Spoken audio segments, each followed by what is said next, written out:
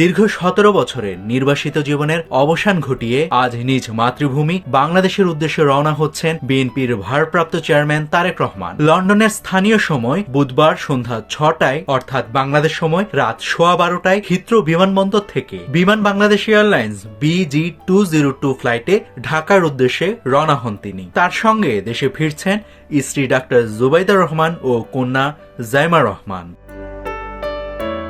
বৃহস্পতিবার বেলা 11:55 ঢাকার হযরত শাহজালাল আন্তর্জাতিক বিমানবন্দরে তার অবতরণ করার কথা রয়েছে। এদিকে তার এই প্রত্যাবর্তনকে শুধু একজন রাজনৈতিক নেতার দেশে ফেরা নয়, বরং বাংলাদেশের রাজনীতির নতুন এক অধ্যায়ের সূচনা হিসেবে দেখছেন বিএনপি সহ দেশবাসী। দিনটিকে স্মরণীয় করে রাখতে সারা দেশ থেকে নেতাকর্মী ও সমর্থকরা আসছেন রাজধানীতে।